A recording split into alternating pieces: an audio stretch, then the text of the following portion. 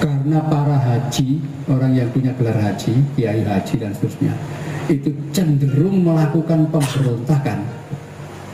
Maka pemerintah Belanda kemudian menyusun peraturan, yaitu membuat ordonansi haji, ya, di mana semua orang yang sudah punya gelar haji itu nanti akan diawasi secara khusus. Karena apa? Karena potensial berontak. Itulah ordonansi haji ditetapkan tahun 1916, di mana dalam ordonansi haji itu ditetapkan bahwa setiap orang yang sudah berangkat haji itu harus menggunakan gelar haji di depan namanya. Jadi itu aturan Belanda. Pulang langsung haji Samaun, haji Kertorejo, haji harus ada hajinya. Itu aturan pemerintah Belanda. Ya. Kenapa? Semua yang ada gelar hajinya diawasi oleh polisi intelijen. Itu ordonansi haji 1916. Kayak itu zaman kuno dulu, nggak ada orang pakai gelar haji, pakai namanya. Ya. Gitu. Misalnya Mbak Kholil Bangkalan, nggak ada kiai haji Kholil, nggak ada kiai hajinya. Kenapa? Beliau haji sebelum tahun 1916, jadi nggak pakai haji, ya. Nanti semua, ya, itu oh Syekh Nawawi Al-Bantani, nggak ada haji Nawawi Al-Bantani, nggak ada. Kenapa? Baru 1916. Itu aturan yang dibikin Belanda. Itu sebabnya sak dunia itu nggak ada negara kayak Mesir kalau pulang ada gelar hajinya, nggak ada. Ya Indonesia, kenapa? Ada aturan dari pemerintah Belanda. Nah sekarang malah jadi kebanggaan. Pulang harus ada hajinya. Dulu aturan Belanda itu. Ya jadi itu dari perlawanan. Ya, nanti kita bisa lihat orang Jawa zaman dulu nganggep orang Islam itu pemuja berhala. Kenapa?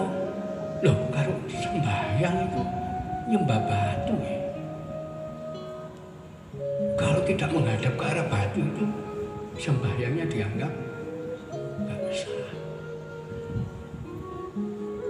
Jadi mereka gitu. Apa bedanya dengan orang India yang udah batu juga itu? Disitulah Islam, ya, sampai zaman Wali Songo itu baru bisa dikenal. Karena apa?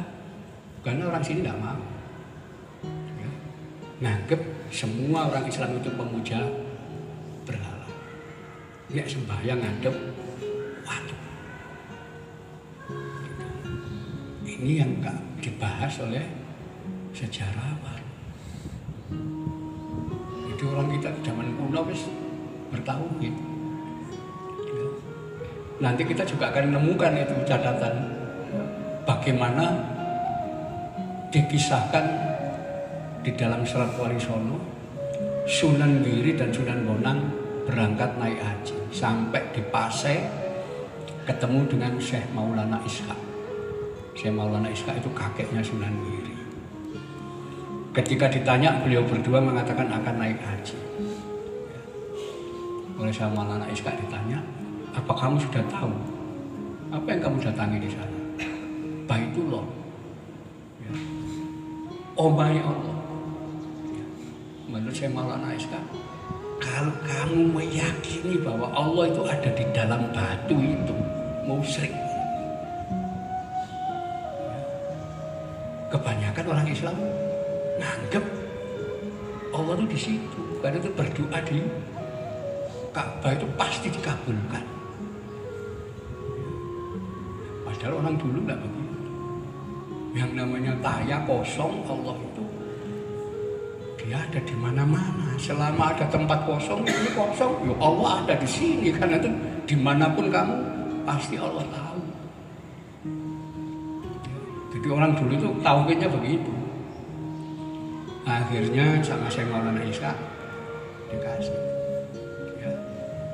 ini amalan untuk mengenal Allah.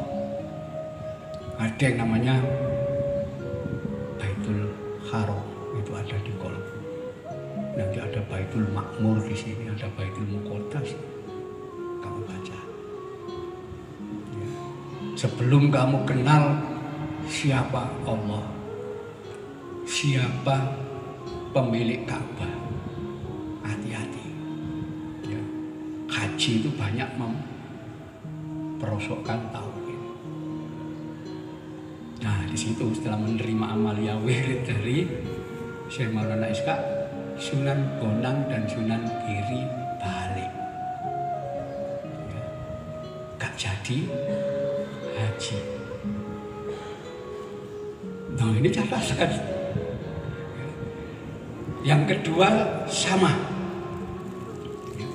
Dalam suluk Syekh Malaya, Sunan Kalijogo itu belajar kepada Syekh Daramuti di kampung Pulau Upih di Malaka. Ya, setelah itu Sunan Kalijogo menunaikan ibadah haji. Ketika sampai di Pasai ketemu dengan Syekh Maulana Maghribi, orang dari Maroko sana. Dan ketika berbicara mau haji, ditanya, mau kemana kamu? Kamu sudah tahu nggak? Ya, rukunnya haji apa? Syaratnya apa? Ya, tahu semua udah. Ketika ditanya esensinya, kamu nganggep yang disebut Baitullah itu rumahnya Allah? Ya. Apa Allah di dalam situ? Iya. Ya, hati-hati. Ya. Allah itu ada di dalam situ dan di luar situ. Di dalam dan di luarnya Ka'bah itu sama. Allah itu di mana-mana. Kalau kamu menganggap Allah itu hanya di situ, mau serkoncan. Apalagi nganggap waktu ini sebagai omai. Disitulah kemudian Sunan Kalijogo diberi amal yang wirid lagi. Kamu amalkan untuk mengenal Allah. Kamu kenal dulu sampai kamu paham dan meninggalkan angen-angen dalam pikiranmu yang nganggap Baitullah itu tempatnya Allah. Nah, di sini akhirnya apa? Diceritakan juga Sunan Kalijogo balik ke Jawa, ngamalkan amalnya. Jadi di antara Wali Songo itu yang betul-betul pernah haji itu cuma Syekh Abdul Jalil, ya, yang dikenal dengan nama Syekh Lemah Abang. Ya, itu yang pernah haji, yang lain nggak pernah. Kenapa? Ya karena pengaruh agama kuno ini. Agama kuno yang menolak gambaran Allah itu punya wujud. Apalagi saudagar-saudagar Islam zaman dulu ketika ditanya Allah di mana? Di Ars, duduk di atas singgasana Ars. Ya. Singgasananya Al-Kursi. Orang-orang penganut kapitayan begitu mendengar ada Tuhan duduk di atas kursi, loh, apa bedanya dengan dewa-dewa ini wong Hindu itu? Kayak menungso. Itulah hampir 800 tahun Islam gak bisa diterima. Itu baru zaman Wali Songo nanti Islam itu bisa diterima. Kenapa? Wali Songo lah yang bisa menjelaskan tentang tauhid.